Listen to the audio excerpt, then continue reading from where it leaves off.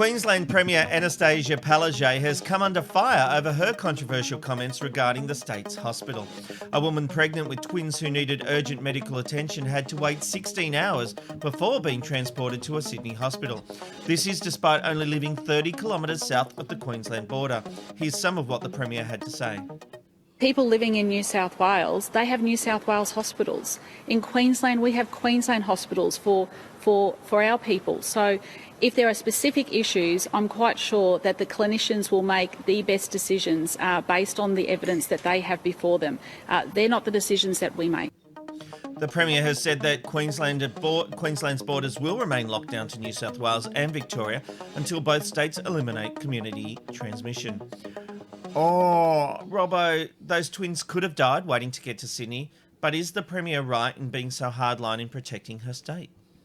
No, I don't think so. I think this was a really poor way to go. You know, this woman had the twins. We know that they were very sick. They needed treatment quickly. If we're starting to become a country where we won't help each other, that's, to me, a really big issue. The other thing is everyone's kind of, I think, enjoying this, patriotism, if you will, for your states. Like, I'm a Queenslander and that's good. And our leaders are being tough and not letting people in and things like that. But when you get a leader who then starts to lose empathy and lose understanding, she was in Ballina. It's 30 kilometres from the bloody border. She was sick with twins. It wasn't like she had tonsillitis. It wasn't like that she had a bad headache. Her twins were sick. I think they're only at 24 weeks. And there was no empathy or care from the Premier. I think I don't think there was no empathy or care, but the simple fact is that... There was no empathy or care. She didn't let her in. Yeah. Like that, she just said, you've got to go down there and go for, press your luck, so to speak, and see if your twins survive. But you can't come here.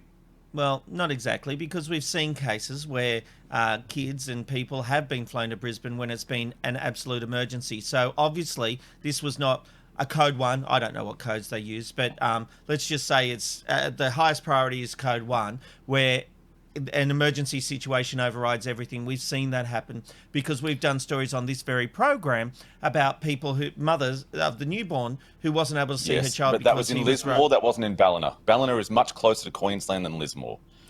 Lismore is much further away. Okay.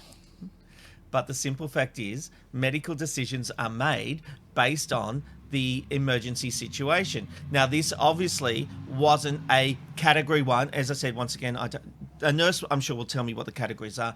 But this obviously wasn't a category 1. Now, 30 kilometres from the border, we have seen a situation where the New South Wales Premier has refused to move the border down to the river to make the crossing and the border crossings easier on the border towns. They've chosen not to do that. And now the Queensland Premier cops this crap because she's sticking to her hardline border. And isn't that fair enough? We are in a pandemic. Now, these kids didn't die, so they obviously wasn't at that point. We're all saying, well, they could have died. Anyone could die. You go in for surgery, you could have an allergic reaction to the anaesthetic. So anyone in any situation can die, but it's like when you go to hospital. You'll be sitting there sometimes and 3 or 4 people will go ahead of you because they need the attention more than you. Judgments are made all the time. If this had been an absolute emergency, those kids would have been flown to Queensland.